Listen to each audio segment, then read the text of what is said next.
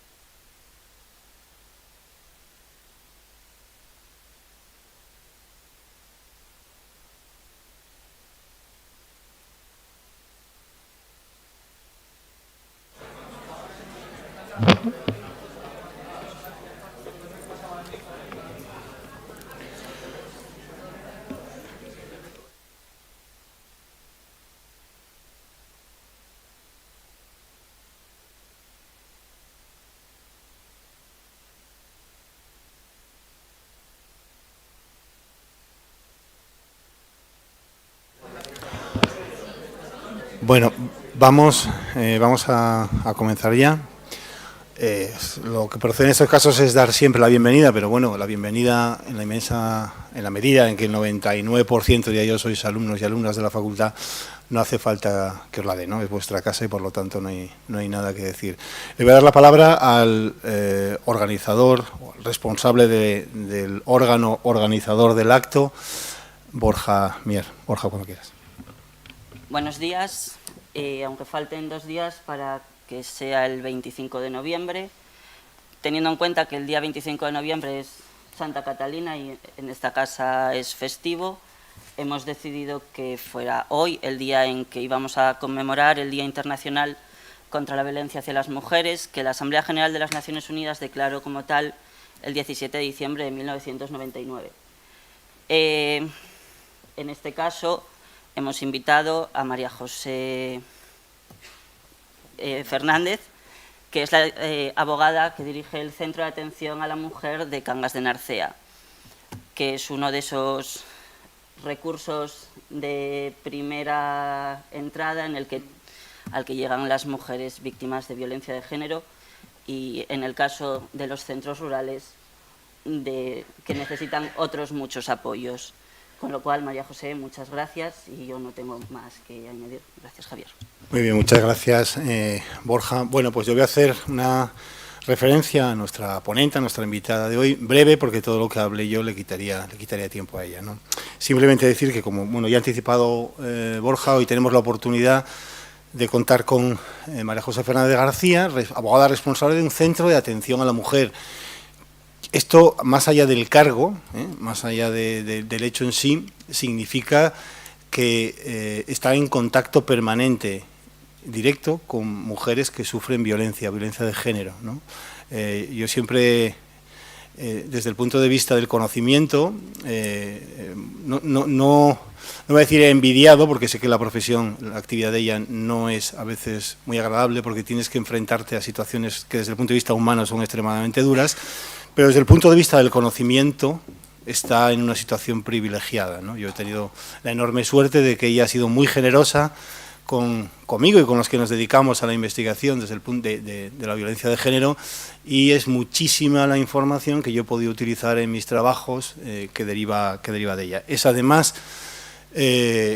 exalumna de nuestra facultad, siempre lo decimos, ¿no? Estamos orgullosos, como pasaba con otra ponencia que tuvimos hasta hace un momento, con Gonzalo Rubio, también exalumno de la facultad. Bueno, pues estamos orgullosos de que haya alumnos y alumnas, exalumnos y exalumnas de la facultad, que estén en puestos relevantes desde todos los puntos de vista, ¿no? En este caso, como dije antes, bueno, esencial desde el punto de vista de dar solución y apoyo a uno de los problemas graves que tenemos en nuestra sociedad.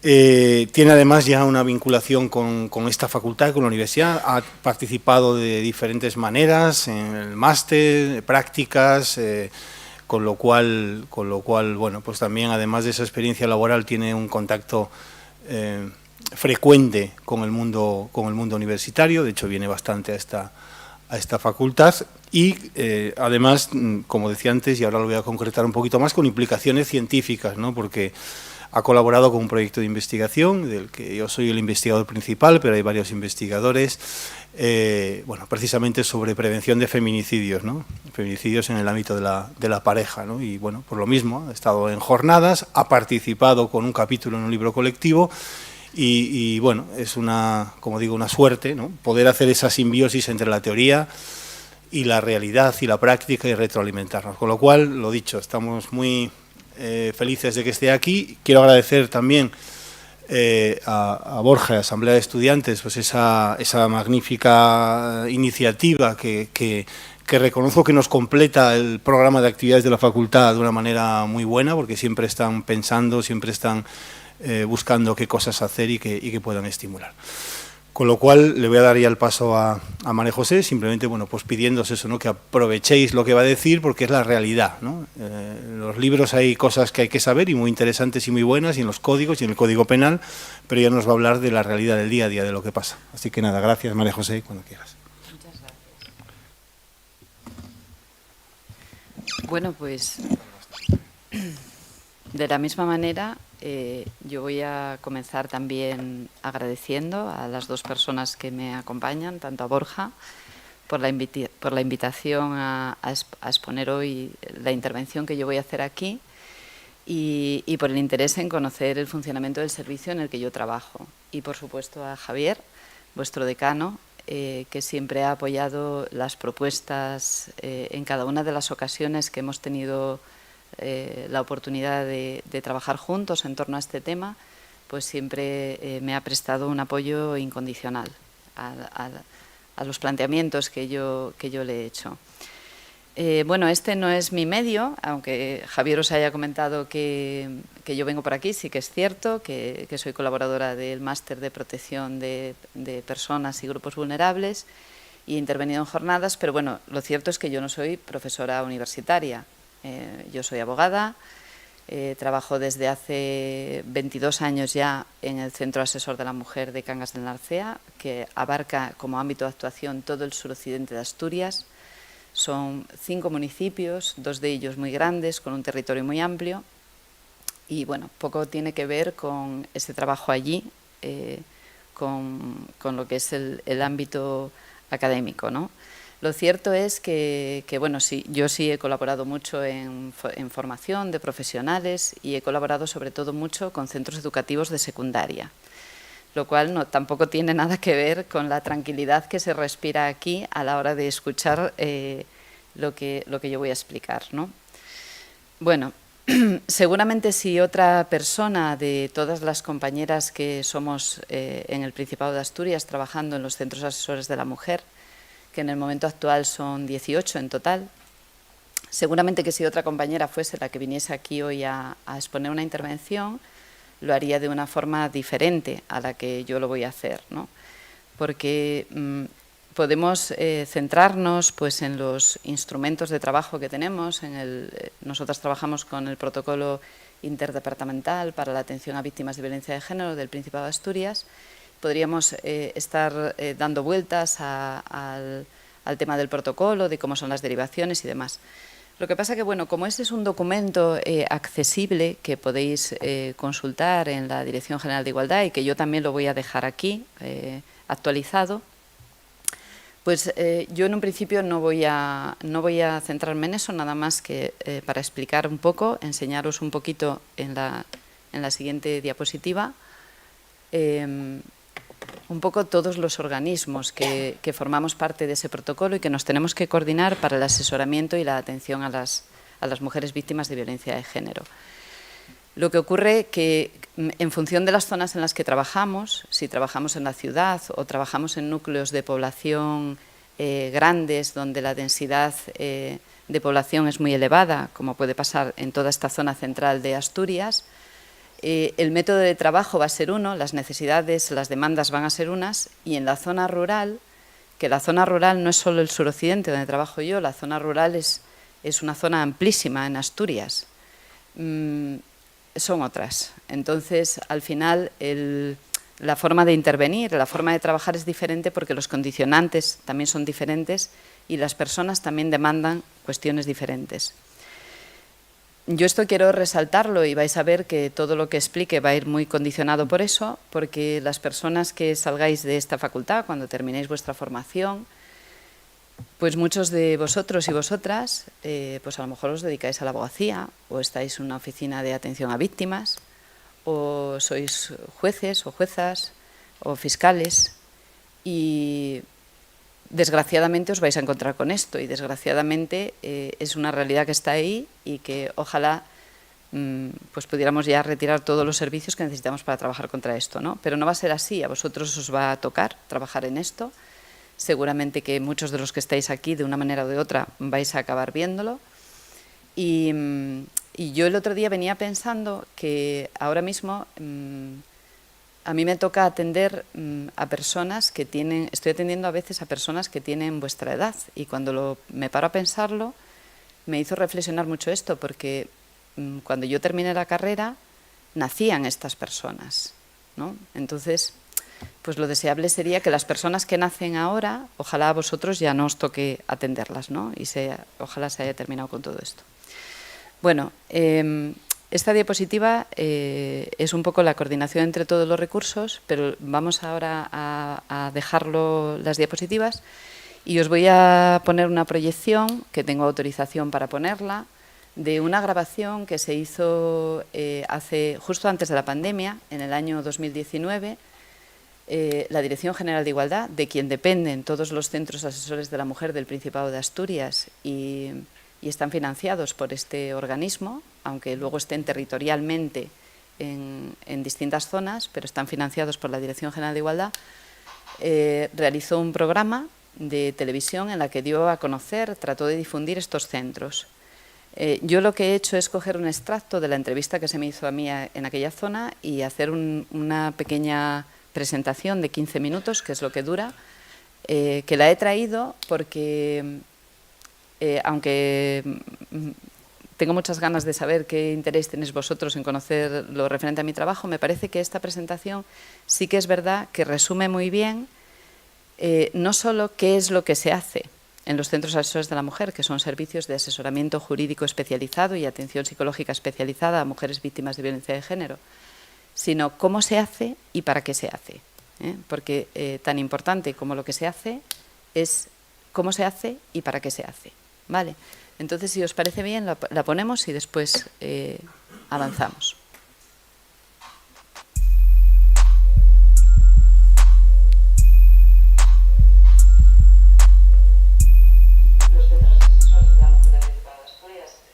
Los centros asesores de la mujer del Principado de Asturias existen desde hace más de 30 años, porque el de Avilés ya tiene 32 años y el de la zona de Vegadeo creo que también. Y de ahí para acá se fueron creando todos los demás, ¿no? Entonces, bueno, inicialmente, si tuviera que dar una definición de lo que eran inicialmente, eran como una isla. Eran una isla donde se trabajaba completamente a solas. Eran el recurso pionero de atención a las mujeres víctimas de violencia, porque verdaderamente no había nada más. Y eso es la filosofía con la que nacieron, ¿no?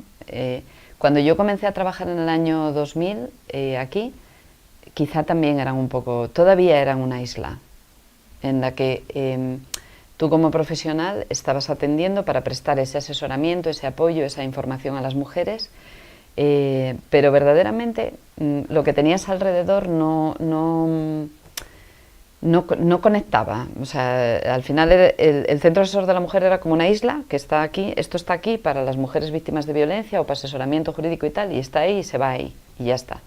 Sin embargo, a día de hoy, con todos los cambios legislativos y toda la evolución de recursos, de planes, del Pacto de Estado, es decir, todo lo que se fue desarrollando durante estos últimos 15 años, a partir de 16, a partir de que se creó la ley que creó la Orden de Protección y después la Ley de Medidas de Protección Integral contra la Violencia de Género del 2004 hasta ahora, pues ahora son otra cosa totalmente diferente los centros asesores de la mujer, ¿no? O sea, para mí ahora son el recurso de referencia especializado que está distribuido territorialmente, zonificado, es decir, bueno, pues yo en esta zona, ¿qué recurso tengo de referencia para todos los demás profesionales, todos los demás recursos que van a conectar con una mujer víctima de violencia de género y que van a trabajar con esa mujer y que en algún momento esa mujer va a pasar por cualquiera de esos recursos, ¿no? Sea de salud, sea de servicios sociales, sea de fuerzas y cuerpos de seguridad del Estado, sea del Servicio Público de Empleo, va a conectar con muchos servicios. Pero ¿cuál es el recurso de referencia para esa mujer? Pues el recurso de referencia y especializado de asesoramiento, información y apoyo y gestión son los centros asesores de la mujer. ¿Por qué?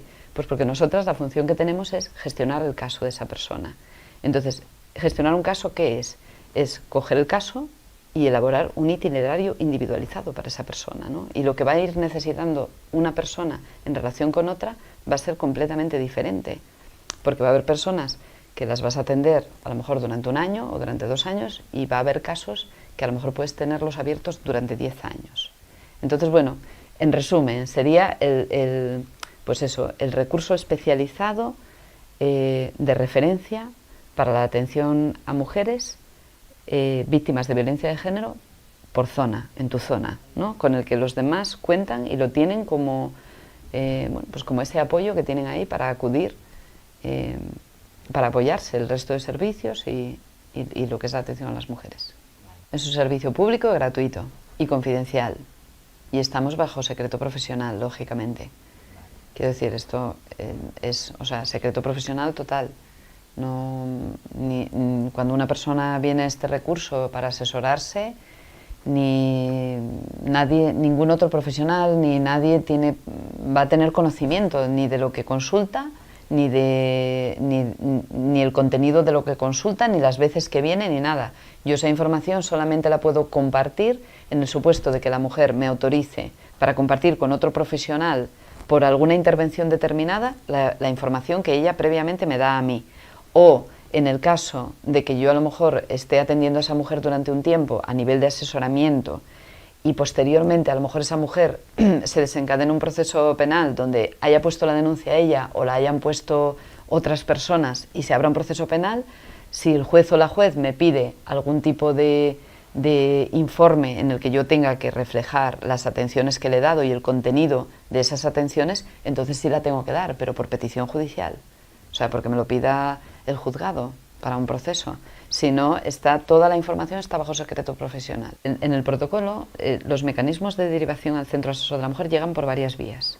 Por ejemplo, si una mujer es atendida en un centro de salud o en un servicio de urgencias, de atención especializada, por una agresión o bueno, porque ha ido allí por un tema de violencia en la pareja. En el mismo momento en que se la atiende y se manda un parte médico al juzgado, se tiene que mandar otra comunicación, que es obligatorio mandarla, al Centro Asesor de la Mujer, para que desde aquí se pueda contactar lo más rápidamente posible con esa persona. Ese, por ejemplo, sería un mecanismo de entrada, ¿no? Hay incluso profesionales médicos que, si nos conocen, llaman directamente para decir, mira, pues atendí a tal persona, te va a llegar, o la derivé, mandé el parte, o sea...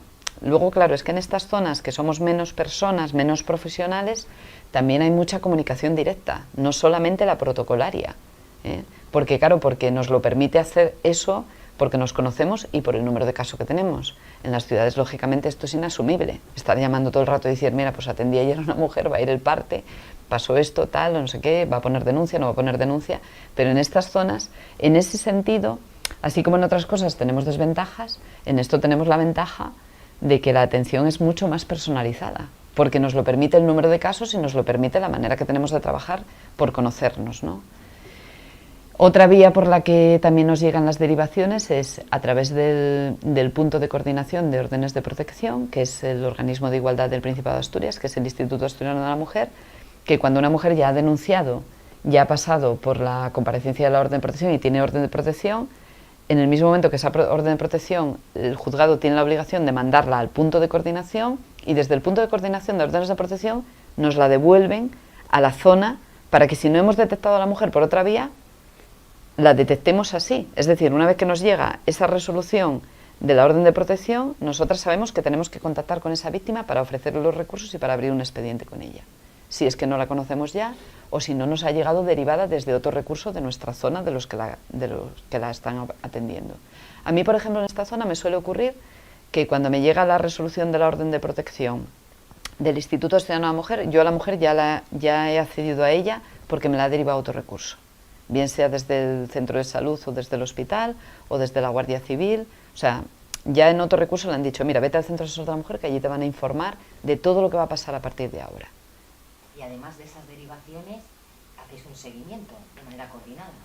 Sí, sí.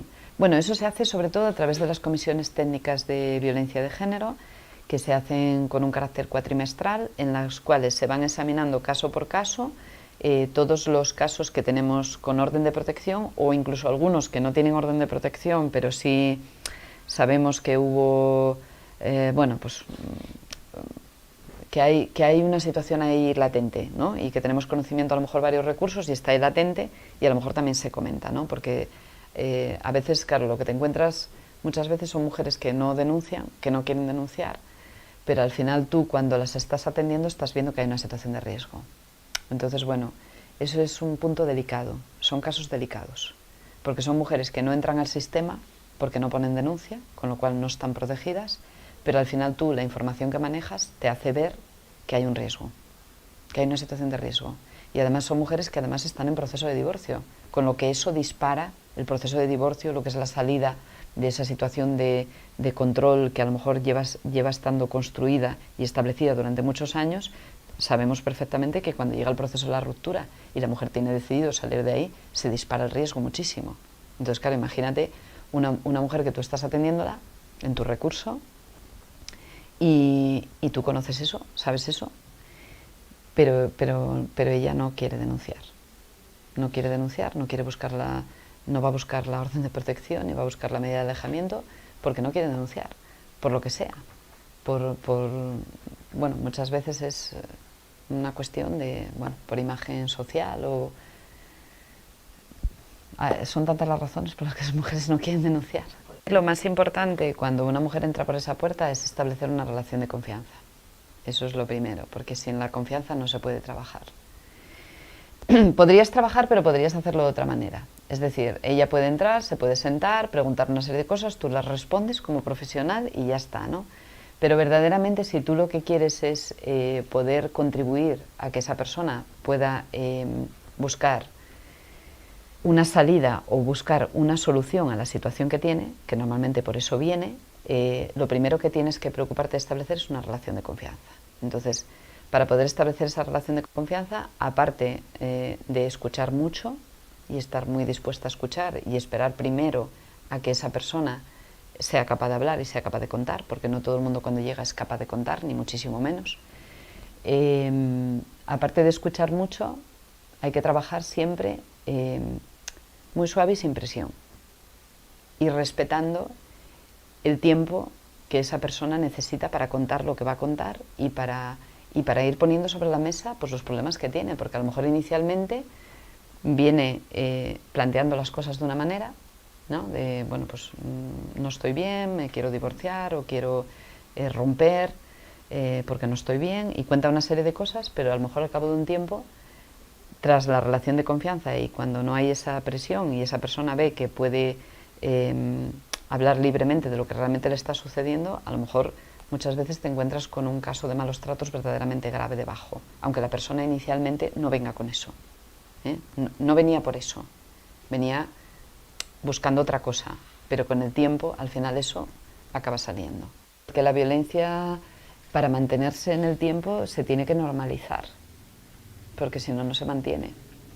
Si tú estableces una relación de pareja y al poco tiempo de establecer esa relación de pareja la otra persona te empieza a hacerte sentir mal de forma muy frecuente y habitual, es fácil dejar una relación. Sin embargo, cuando se establece ese ciclo de la violencia tan famoso en el que se pasa por la fase de agresión, la fase de arrepentimiento, de perdón y de luna de miel, entre comillas, cuando eso luego se prolonga en el tiempo, pues claro, muchas mujeres ya tienen tan establecido todo ese ciclo que incluso mujeres que te vienen diciendo que se encuentran fatal y que vienen derivadas del sistema de salud porque cayeron allí por temas de ansiedad, porque no duermen, porque les sienta mal la comida, bueno, por lo que sea, ¿no? Por problemas de salud. Del sistema de salud a lo mejor acaban cayendo en la psicóloga, o sea, de derivación de atención primaria acaban yendo a salud mental. Y en salud mental, cuando empiezan a profundizar un poco con la psicóloga o el psicólogo de salud mental, y ya ve que lo que hay detrás es una dinámica determinada, la derivan al centro asesor de la mujer. Inicialmente te pasa que a lo mejor una mujer que te viene de ahí te dice, bueno, es que yo vino porque me lo mandó la psicóloga de salud mental, ¿no? Pero yo realmente no sé ni para qué estoy aquí.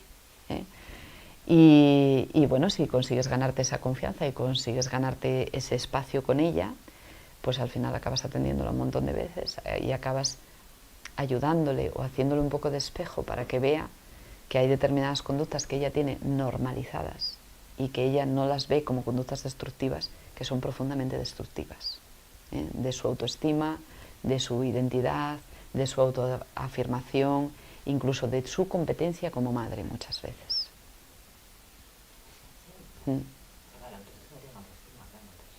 Claro, es que muchas veces tenemos que trabajar durante un tiempo con mujeres, durante tiempo, hasta que consiguen subir esa autoestima, ese concepto o esa autoafirmación de sí mismas que les permita poder tomar decisiones. Porque muchas mujeres quieren tomar decisiones y no se ven capaces de hacerlo. Y es por ese nivel de destrucción personal que tienen. La falta de especialización lo que te va a pasar es que no vas a ser capaz de empatizar con esa persona. No vas a ser capaz de ponerte en su lugar. Y la especialización, lo bueno que tiene, aparte de hacer el trabajo bien y bueno, hacer las derivaciones oportunas y darte cuenta de que tú como profesional eres una pieza más del sistema, ¿no? Y que hay otros profesionales y que tienes que derivar y que es un trabajo conjunto para atender a esa persona, la especialización lo que permite es que la víctima perciba que aunque ella no dé los pasos que tú como profesional esperarías, pero que eres capaz de comprender eso. Es decir, permite que una mujer que va a hacer una ida y una venida, es decir, que a lo mejor va a ir a acudir a ti, va a buscar la ayuda, pero luego va a volver con el agresor y te va a volver a buscar al cabo de un tiempo, te vuelva a buscar esa segunda vez, ¿no? Y que sepa que no la vas a juzgar. Y que ella perciba que no la vas a juzgar. Entonces el profesional tiene que estar preparado para saber que esto funciona así. Si no estamos preparados para entender que esto funciona así, no vamos a poder atenderlas bien. Porque claro, si la siguiente vez le vamos a poner mala cara porque todo lo que hicimos por ella y todo lo que nos molestamos y toda la cantidad de despliegue profesional que hicimos luego sirvió para que te acabe diciendo, mira, es que me veo que soy muy dependiente de él, o que lo quiero, o que por los niños o tal tengo que volver con él, o porque no me veo capaz, ¿no?, de salir de esta vez. Si tú no estás preparado para aprender cómo funciona eso y para saber que en ese momento tú tienes que decir, vale, pues nada, no pasa nada, tú, aquí estamos trabajando con la vida tuya, con los problemas tuyos, y yo soy el profesional y yo te atiendo, y hasta donde tú me permites, donde tú dices, yo paro y ya está, no pasa nada. Cuando me vuelvas a necesitar, vuelves por aquí y ya está, ¿no? Eso hay que saber hacerlo. Y para eso hay que saber cómo funcionan esas dinámicas. Porque si no, la tendencia que tenemos es decir, tú fíjate, vino esta, la apoyé, estuve aquí encima del caso, tal, no sé qué, y ahora resulta que está con él otra vez. La próxima vez que vuelva no la quiero ni ver. Claro, eso no lo podemos hacer. Y eso ocurre, ¿eh? En la lucha contra la violencia de género me parecen esenciales. No me parecen útiles, me parecen esenciales, la verdad.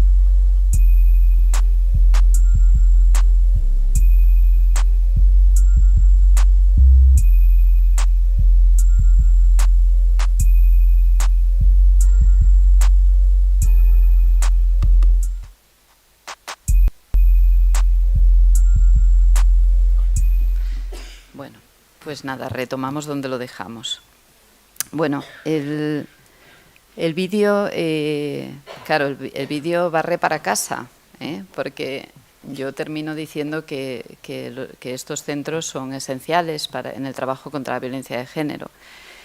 En realidad, todos los organismos que intervenimos en este problema somos esenciales, no solamente los centros asesores de la mujer, pero bueno, yo, como me toca hablar de lo mío y es lo que conozco, pues también por eso lo planteo así, ¿no? Porque hubo un momento en el que cuando se articuló el turno de oficio especial contra la violencia de género, que depende del Colegio de Abogados, se planteó la posibilidad de que qué iba a pasar con los centros asesores de la mujer, ¿no? Porque, como explico en el vídeo, inicialmente, cuando comenzaron, no había asesoramiento jurídico gratuito a víctimas de violencia de género más que el que se prestaba en los centros asesores de la mujer, que todas éramos abogadas.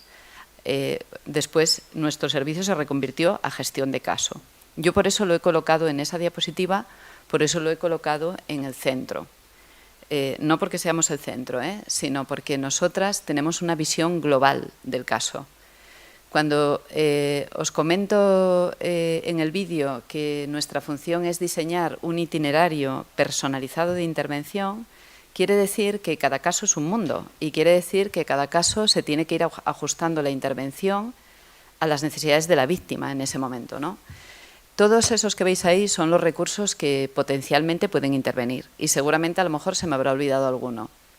Desde los centros de la mujer tenemos psicóloga y abogada.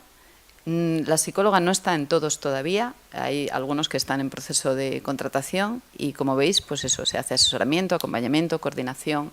Lo que es la información de los derechos, pues lógicamente aquí en esta facultad, en cualquiera de las asignaturas, os explicarán las especialidades que hay para la atención a las víctimas de violencia, en los derechos laborales, en los tipos penales, en los delitos que se cometen vinculados a la violencia de género. Aparte de los centros asesores de la mujer, pues el resto de recursos, como veis, conectan todos en la intervención. ¿Por qué? Pues porque nosotras trabajamos en el periodo previo a la salida de la violencia, en el periodo de acompañamiento cuando se pone una denuncia y cuando la persona, la víctima, está en el proceso de salir de la violencia, y trabajamos también en el periodo posterior. En el periodo previo, las derivaciones o una mujer víctima de violencia o sus hijos nos pueden entrar por diversos recursos. Normalmente, una de las puertas de entrada privilegiada es el sistema de salud.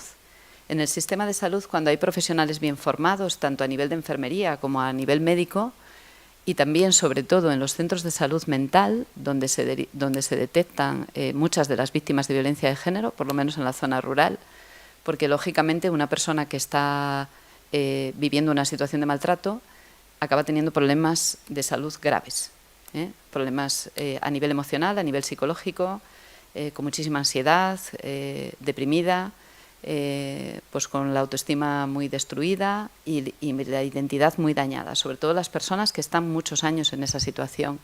Entonces esas personas acaban pasando por el sistema de salud. Cuando hay un buen profesional que detecta que si no se soluciona el problema de base que tiene, el problema de maltrato, no se va a solucionar el problema de salud, pues la deriva al recurso especializado, por lo menos para que esté informada y para que sepa que en el supuesto de buscar una salida a esa situación, cuáles son los derechos que tiene, cuáles son los recursos que tiene y de qué manera lo puede hacer, ¿no? Y qué acompañamiento tiene para hacerlo. El siguiente recurso que aparece en verde es, bueno, pues ya sabéis, en la Guardia Civil, la Policía Nacional, donde se recogen las denuncias, donde eso es ya los casos en los que una persona acude a poner una denuncia y acude a solicitar una medida de protección, una orden de protección, una medida de alejamiento, y ahí es donde ya la persona ha dado otro paso. No todas las mujeres con las que trabajamos nosotras, los centros asesores de la mujer, dan el paso de denunciar, ni muchísimo menos. En la zona rural precisamente tenemos el problema contrario. Es muy difícil convencer a las mujeres para denunciar y por tanto es muy difícil convencer a las mujeres para buscar esa protección. En la Guardia Civil pues también bueno, se ha recibido mucha formación y si hay un buen profesional que gestiona bien también lo que tiene que hacer, pues recoge un buen atestado que va a determinar muchísimo luego las pruebas, las diligencias que se recojan allí para tener un buen elemento probatorio cuando el caso vaya al juzgado. Aunque, como os digo, no todos van al juzgado. La otra coordinación que tenemos que hacer es pues, con los abogados y abogadas del turno especial de violencia de género, del Colegio de Abogados de aquí de Oviedo, que tienen que asistir a la víctima desde el primer momento, desde el momento que se interpone la denuncia y después ya la tienen que acompañar con esa designación para todos los procesos que ponga en marcha en relación con la violencia de género. Este derecho a la asistencia jurídica letrada única también es algo importante que se ha conseguido, que la mujer se vea acompañada siempre por el mismo profesional en todos los procesos que lleve adelante y de forma gratuita. Luego las siguientes coordinaciones, estas bueno, pues serían al mismo tiempo de una denuncia, ¿no? Las siguientes coordinaciones ya tienen mucho que ver. Pues la red de casas de acogida tiene mucho que ver, el ingreso y la intervención para el acompañamiento y la recuperación de la mujer, tiene mucho que ver con aquellas mujeres que, bueno, que no tienen a lo mejor un refugio de tipo familiar o que no pueden quedarse en sus casas o que la situación implica un riesgo muy elevado y ellas mismas prefieren ir a la casa de acogida. No por poner una denuncia se deriva, o nosotras no derivamos a la casa de acogida por poner una denuncia de forma inmediata.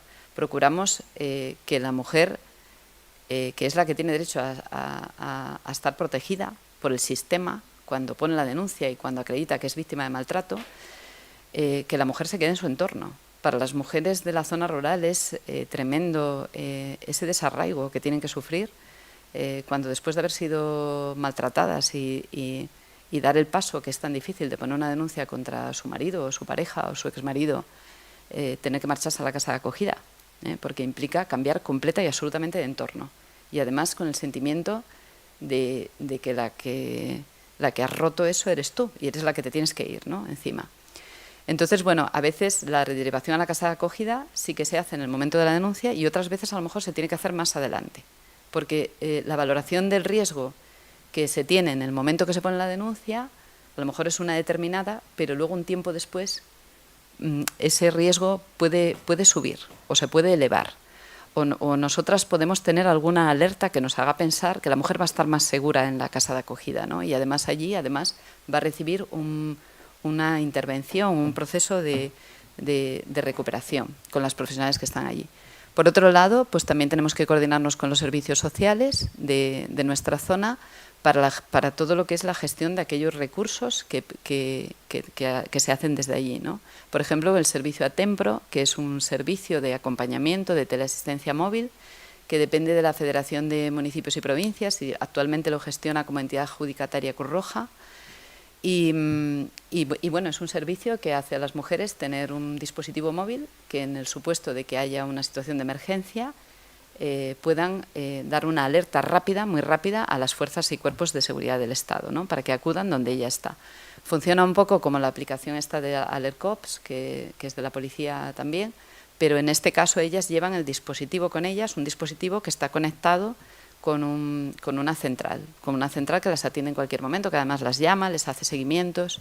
Para contar con este dispositivo se tiene que tener una orden de protección, cosa que, bueno, las órdenes de protección no se regalan, son difíciles de conseguir.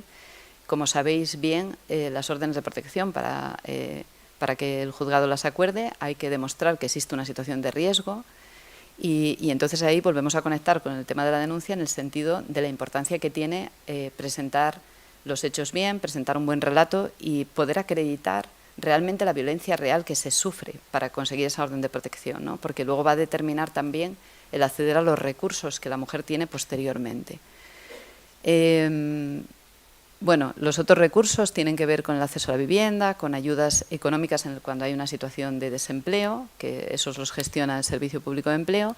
Y luego por parte nuestra, desde los centros asesores de la mujer también, aparte de lo que es el asesoramiento jurídico en cualquier área que toque con la mujer a la que estamos atendiendo, nosotras también tenemos que hacer cuando la mujer no tiene la orden de protección, pero a nosotras a través de una serie de indicadores que están pautados nos consta que hay una situación real de violencia, tenemos que firmar títulos habilitantes, que es una manera de acceder a ciertos recursos que está avalada por los organismos de igualdad de todas las comunidades autónomas de nuestro país.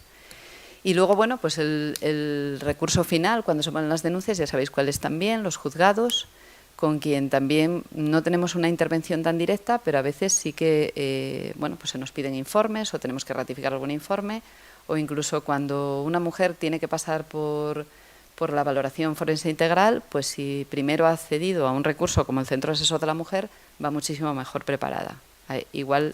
Al igual que si va también a la vista oral y ha pasado por nuestro recurso, ¿no? Donde podemos explicarle todas las condiciones del escenario al que se va a enfrentar, de las personas y profesionales que va a haber allí, de prever pues que no haya encuentros indeseados, ¿no?, con el agresor, lo cual las bloquea tremendamente. Es decir, nosotras trabajamos en el antes, en el durante y en el después. El año pasado, en un congreso que hubo aquí en esta facultad, un congreso internacional contra la violencia de género, un magistrado dijo que en los juzgados se hacía una voladura de una familia en 72 horas. Bueno, pues después de esa voladura, todos esos pedazos que quedan hay que reconstruirlos y esa persona se tiene que reconstruir. Dependiendo del nivel de violencia que haya recibido esa persona, es más fácil o más difícil. En todo el periodo posterior de intervención con esa persona, pues nosotras, desde los centros asesores de la mujer, también estamos presentes acompañándola y procurando que se hagan efectivos sus derechos y su recuperación personal.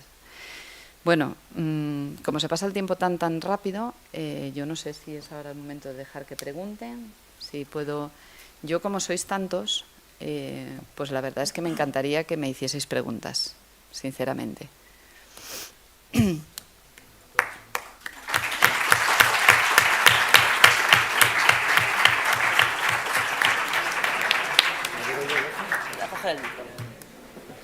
Voy a dejar estos 10 minutos hasta la 1, tengo aquí el reloj, creo que es el tiempo que queda. Y bueno, lo dicho, lo que me gustaría es recibir preguntas para poder responder, si os parece bien. Sí, por lo tanto, si alguien, alguna queréis comentar algo, consultar. Yo creo que, aunque María José ha venido fundamentalmente a hablar de los centros de atención a la mujer, lógicamente se está hablando de violencia, ¿no? Están saliendo muchas cosas, tanto en el vídeo como en lo que ha dicho ya, con lo cual, aunque no sean preguntas directamente relacionadas con los centros de atención, cualquier inquietud, cualquier cuestión, que estoy seguro que la tenéis, ¿no?, como gente joven relacionada con la violencia de género, creo que era un buen momento. ¿Alguna? Sí. Un segundo.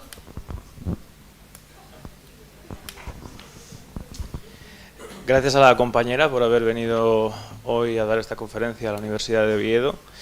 Me gustaría preguntarle, ya que tenemos hoy la suerte de contar con una profesional que ha estado, según parece, más de 20 años al frente o dentro de un organismo administrativo encargado de asistir a las mujeres cuando sufren violencia de género, ¿por qué, sin embargo, cuando la atención, incluso llegando los procedimientos, se han facilitado tanto, como por ejemplo hacía referencia al Pacto de Estado del 11 del 11 del 2021, que fue tan controvertido porque ya ni siquiera era necesario sentencia judicial para poder acreditar que una persona era víctima de violencia de género, simplemente con un anexo, el anexo 1 de la ley, a través de las personas habilitadas, y todos los recursos, etcétera, etcétera? ¿Por qué, sin embargo, el número de víctimas no fluctúa en el tiempo? Incluso vemos un repunte en el caso de feminicidios, en el caso del que trágicamente hay mujeres que pierden la vida y, según parece, algunas personas dicen que es por exclusivamente el hecho de ser mujeres. ¿Por qué no se traduce todos los recursos y todo el trabajo que veo que se está realizando en datos? Bueno, a ver si soy capaz de contestar esta pregunta o la he entendido bien. ¿Te refieres a lo que es la bajada del número de muertes violentas? ¿Si ha bajado o no ha bajado? No solamente el número. En primer lugar, el número de muertes violentas y, en segundo lugar, según los datos del Instituto Nacional de Estadística, las víctimas de violencia de género en todos los ámbitos, que están alrededor de 30.000, y bueno, solamente ha habido un pequeño descenso hacia el año 2011 y 2012, y después de la modificación del Código Penal ha seguido incrementándose prácticamente hasta la actualidad. Vale. Bueno, aunque tú me preguntas por algo cuantitativo, yo también te voy a contestar con lo cuantitativo, pero te voy a contestar sobre todo con lo cualitativo. Es decir, tal y como expliqué en ese vídeo, cuando se empezaron a adoptar las primeras medidas serias hacia el año 2000 para implantar recursos contra la violencia de género, no había casi nada. No había casi nada. A día de hoy, 22 años después, pues hay muchas más cosas que son las necesarias y las convenientes para abordar los casos. Cuando tú tienes que aflorar todo el maltrato que está sumergido y que no se ve y no tienes nada o tienes muy pocas cosas, pues sale muy poco. Sin embargo, ahora, como hay muchos más recursos y en los recursos generales hay muchas más personas formadas, sale un volumen de maltrato que es el que verdaderamente hay. Si nos vamos a centrar en el descenso o no descenso de los asesinatos, yo creo que sí que ha habido un descenso, y aquí hay un experto que está trabajando sobre esos datos. Él trabaja mucho más sobre los datos que lo que yo trabajo. Yo soy un recurso de asistencia, no soy un recurso de recogida de datos. Yo lo que sí te puedo asegurar, en el entorno tan pequeño que yo trabajo respecto al resto del país, porque tú estás manejando datos que tienen que ver con el Instituto Nacional de Estadística, que es un recurso general, que por fortuna, con la implementación y la ampliación de recursos, está aflorando todo el maltrato que hay. Y entonces ahí estamos en disposición de poder ayudar a esas personas, que no solamente son mujeres, sino son niños y niñas que viven en unos contextos de maltrato durísimos y que son personas que luego tienen que crecer y tienen que desenvolverse en la sociedad y tienen que hacer sus propias familias y tienen que crear sus propias relaciones. Y eso es lo que intentamos abordar y con lo que intentamos trabajar. No sé si con esto te contesto o no. Sí, me ha contestado, pero con un dato que no es cierto, ya que los feminicidios no han descendido en el tiempo. Bueno, yo en esto voy a pasar la palabra a Javier, sí, si no te importa. Sí, mira, numéricamente, ¿vale? El año pasado 45, en el año 1990 superamos los 100. O sea, hay una lenta y progresiva reducción del número de mujeres asesinadas, ¿vale? No. Claro, pero lo que lo podemos son dientes de sierra. Estadísticamente no podemos mirar un año y el anterior. Tenemos que mirar, para que la cuantificación estadística valga, tenemos que mirar bloques de años, ¿no? Entonces, lo que tenemos aquí es un bloque de entre los años 90 hasta principios de 2000, en que la media, ¿vale?, estaba muy por encima de los 70, ¿vale?, y un bloque de los últimos 6, 7 años en que la media ronda los 50, ¿vale? Y llegamos a tener, o sea, tú lo que no puedes, sobre todo cuando estadísticamente se trabaja con guarismos bajos, porque estos son números cuantitativamente pequeños, cuantitativamente, se produce el efecto diente de sierra, porque muchas veces ese número tan pequeño depende de circunstancias puntuales del azar, ¿no? Entonces lo que tienes que hacer para darle validez estadística es comparar periodos más o menos largos. Indudablemente ese descenso se ha producido, indudablemente. Incluso tiene mucho más valor que se haya producido. ¿Por qué? Porque uno de los factores que provocan el asesinato de la mujer, en muchas ocasiones, es precisamente la denuncia y la ruptura. Venimos en los últimos años de un modelo social en el que se impulsa, se favorece esa denuncia, con lo cual, simplemente por ese hecho, por el hecho de que se denuncie, y esa denuncia muchas veces lleva a ruptura, se debería haber producido un aumento del número de feminicidios. Y no solo nos ha producido, sino, como digo, estamos en este proceso de descenso. Pero que hubiera sido normal. ¿Por qué? Porque la violencia que no se denuncia, la violencia que no se soporta, esa violencia latente, generalmente no termina con la vida. El asesinato, la muerte de la mujer, lo provoca precisamente, como estamos viendo además, ¿no? El titular de mata a su mujer y después se suicida. Y vemos que en la estadística, al final, estaban en trámites de separación. Denuncia, ruptura, separación, riesgo de feminicidio. Con lo cual, se ha reducido doblemente, estadísticamente, pero además, al aumentar la protección a la mujer, se ha evitado el efecto que hubiera sido normal, que hubiese aumentado los feminicidios. Un momentito, termino bueno. Y la segunda cuestión, aumenta la violencia, ¿no? Claro, aumenta el número de denuncias. Aumenta el número de denuncias, lógicamente, porque se reduce la cifra negra, porque hoy hay muchas más opciones de denunciar. Siempre se ha dicho que el número de mujeres asesinadas es el vértice de una pirámide o un iceberg, ¿no? Cuando se mataban a 100 mujeres al año, teníamos 20 y pico mil denuncias. Hoy tenemos un porcentaje, dijiste 30.000, no, el año pasado se superaron a 130.000 denuncias, ¿vale? He dicho alrededor de víctimas de violencia de género. Claro. Víctimas de violencia de género. Claro, las víctimas las víctimas dependen de la cifra negra. O sea, las víctimas reales no las sabemos, porque hay mucha violencia que no se denuncia. Solo sabemos las denuncias y las que se condenan. Pero insisto que en todo caso, lo que ha habido es un efecto muy positivo en el aumento de denuncias y, por lo tanto, en el aumento de condenas y en la reducción de feminicidios. Bueno, hay una segunda pregunta que quería hacer ya como letrado. Respecto a lo que ha dicho el decano, yo no estoy de acuerdo porque ha cogido de manera un poco tendenciosa dos puntos en el tiempo. Los números no se pueden discutir. Tengo aquí el Instituto Nacional de Estadística. Por ejemplo, puedo decir, en el año 2005 había 57 y en el año 2015 había 60. Es justo lo que dije, no se puede seleccionar un año y otro. Cojo el que menos tiene y lo comparo con el que más. La tendencia, señor decano... Mire, en ese gráfico coloque una cruz en la primera barra y coloque una cruz en la última. La tendencia es prácticamente horizontal. Sin embargo, puedo estar equivocado, pero hay una pregunta que quiero hacerle como letrado. Sí, en todo caso, no debemos olvidar que hoy la ponente es nuestra invitada. A la invitada. Me gustaría, ya que además es colega, ¿cómo se puede, y me encanta el título de la conferencia, que es con todas las de la ley, cómo se puede determinar, fuera de los presupuestos que establece la ley, que un agresor actúa única y exclusivamente movido por el odio hacia la mujer y que no hay ningún otro aspecto móvil que determine el iter criminis? Yo no he dicho eso, ¿eh? No, le estoy preguntando, porque la ley sí que lo establece. Bueno, yo la Ley Integral de Violencia de Género. ¿En qué sitio pone la palabra odio? No, en el preámbulo establece que siempre que un hombre actúa contra una mujer es atendiendo a una condición de superioridad social, abusando de ella y por lo tanto actuando contra ella por el hecho de ser mujer. Pero no aparece la palabra odio, esa la has dicho. No, bueno, es para hacerle la pregunta. He dicho con la intencionalidad. El feminicidio, por ejemplo, ¿cómo se puede determinar que se ha matado a una mujer intencionalmente, de acuerdo como dice el libro, la etimología jurídica, que es única y exclusivamente por el hecho de ser mujer?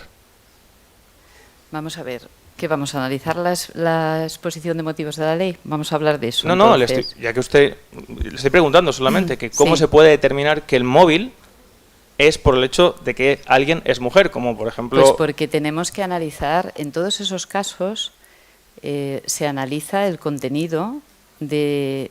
Cuando se dicta una sentencia, se analiza el contenido de lo que estaba ocurriendo se analizan unos hechos y se analiza el contenido de lo que estaba ocurriendo. Para acreditar la condición de víctima no hace falta que haya sentencia.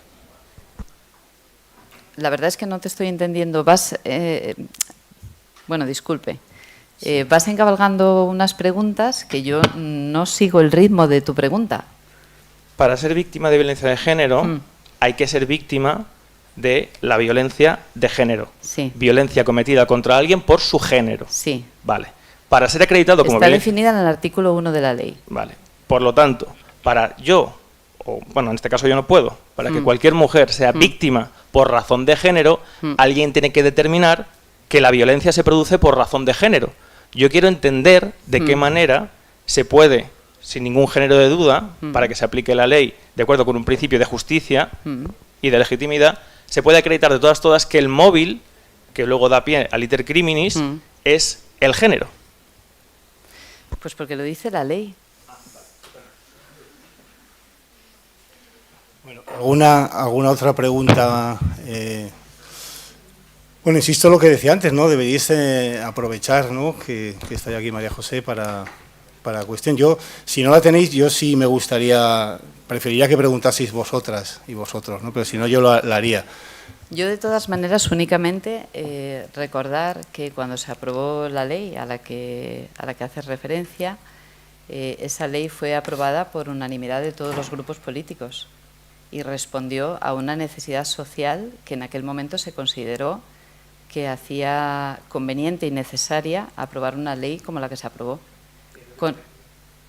Solo recordar eso, que fue aprobada por unanimidad, es de las pocas leyes que gozan del privilegio de haber sido aprobada por unanimidad. Las leyes de Nuremberg contra los judíos también, con la mayoría del Parlamento. Bueno, ese no es tema para este... Bueno, hay una pregunta.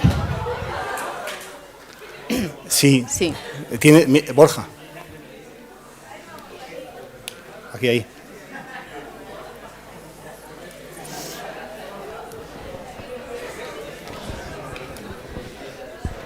Hola. A ver, va a preguntar vuestro compañero, por favor, silencio. Si nos dices... Hola, muy buenas. Antes de todo, muchas gracias por la ponencia. Quisiera preguntar si el feminismo se dice que es igualdad, ¿por qué siempre va enfocado hacia un género y no hacia los dos? Muchas gracias. Bueno, el feminismo es un movimiento social que promueve la igualdad de derechos entre hombres y mujeres. Es lo que es, ¿no? En eso estamos de acuerdo. Bueno, en el caso de que lo fuera, ¿No estamos de acuerdo? el foco sería los dos géneros y no solo en uno. Esa es la pregunta. ¿Cómo? Bueno...